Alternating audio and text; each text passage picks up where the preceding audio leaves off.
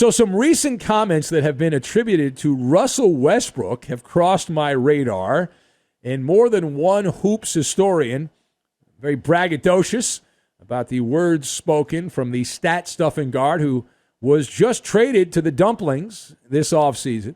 And when we're talking, of course, about Russell Westbrook. Russell Westbrook, who let the Washington Wizards general manager Tommy Shepard know, if you believe the reporting, that the Lakers were always his preferred destination. He supposedly had a visceral reaction when asked if he would be open to join the Clippers. Right? This is the story that's been bouncing around the pinball machine of chatter in pro bouncy ball. If you didn't hear, and maybe you missed it, I will repeat the comments made by this cat, Tommy Shepard, who said, quote, "I really have to make sure the record is straight on that," Shepard told NBC Sports Washington. He said, Russell Westbrook, actually never asked to move on from Washington. Yeah, okay. It's the first lie my lie detector is detecting. The quote continues. He just said, "If I can go to the Lakers, that'd be something I would love to do. If not, I'll be back here," he said. And then Tommy Shepard, the Washington GM, said, "What about the Clippers?"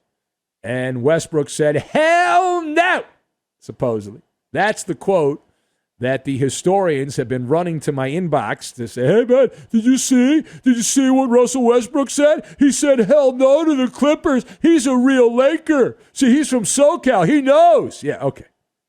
Now, for the purposes of this MALLER monologue, let's go down this rabbit hole, you and I. Okay, let's just go. It's a fun thought experiment. So let us discuss. All right, question. What do you make of Russell Westbrook and his supposed, in air quotes, distaste for the Clippers? So my view on this, you've got kidney punch, mind bending, and Siegel's Law.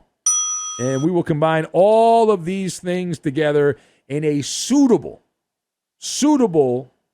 MALLER monologue. Now, first of all, I am skeptical of the authenticity of this particular story, but we will go down this road because these quotes have been bouncing around.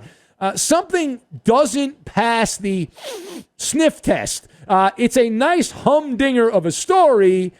It's also after-the-fact reporting. This coming from somebody named Tommy Shepard, whoever that is. Never heard of the guy before the last couple of days. Now, let's re-examine this narrative of Westbrook wanting nothing to do with the good ship Clip, the people's team, the Clippers. Now, it makes for a good tale. Get a lot of clicks, good clickbait. But is there any supporting evidence to say that it's true? Is there? And I checked my notes here, and the answer is N to the O. No. We have heard multiple times over the last year, and really the last couple of years, the exact opposite, that Russell Westbrook desperately wanted to wear the iconic Clipper uniform. That Kawhi Leonard is the one that gave Westbrook side-eye. He wanted nothing to do with the cooties of Russell Westbrook on the court in big games. Didn't want him as a teammate. When the Claw was at the dais deciding who he wanted to team up with, who he wanted to collaborate with, he chose Paul George. He didn't choose Russell Westbrook. The Clippers could have gotten anyone they wanted at that point. They had 7 first-round picks. They had a young stud guard and a veteran scoring forward who were part of that transaction. They could have gotten any star they wanted, and Kawhi Leonard handpicked Paul George. And that was a kidney punch to Russell Westbrook and his fragile ego. Hell hath no fury as a basketball star scorned. There is no greater anger than that. And so this latest story speaks volumes on how hurt Russ is at having to wear the Dumplings uniform there, and not his first choice. So there is what's known as revisionist history being deployed by Russell Westbrook. and his camp saving face. Now, secondly, why would Tommy Shepard, someone we'd never heard of from the Wizards until a couple of days ago, why would he make this statement about Westbrook if it's not true, right? People are going to say, well, it must have been true. He wouldn't make it up. Great question. So I have a theory on that. My hypothesis is it helps his reputation, his standing as an executive. He's doing Russell Westbrook a solid, cleaning up a messy, uncomfortable, awkward situation for Westbrook, being rejected by the glamour team in LA and having to play for the Lakers instead. Now, it helping endear Russell Westbrook even more to the tired old Laker historians. But it's myth-making, it's mind-bending.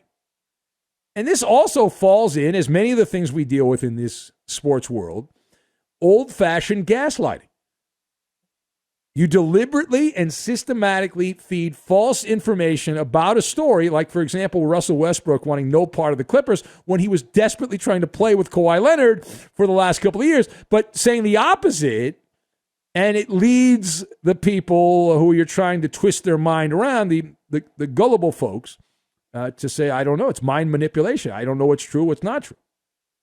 But the Lakers are not the it team in LA. We went through this the other day. Soon they'll be at the wrong fork in the road. They'll be going down the wrong road there.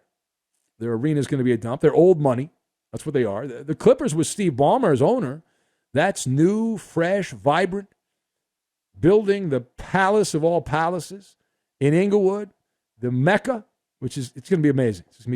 It's the envy of everyone. Everyone's jealous. Everyone's reacting and making jokes because they know deep down, man, it's over. It's over. Once that arena is finished, it's done. It's Dunskies for everyone else. All right, final thought. So Russell Westbrook and LeBron James are officially teammates. They've been taking photos together and practicing and getting ready for the season. What is more likely? What is more likely, that Russell Westbrook and LeBron James will sit around the campfire roasting marshmallows, singing Kumbaya, and talking about how great they are together? Or is it more likely that this will be like an overcooked dumpling and you're just going to have to throw it away? So I think we know what the answer is. If you're a Laker hater, and I am a card-carrying Laker hater, this is your dream come true.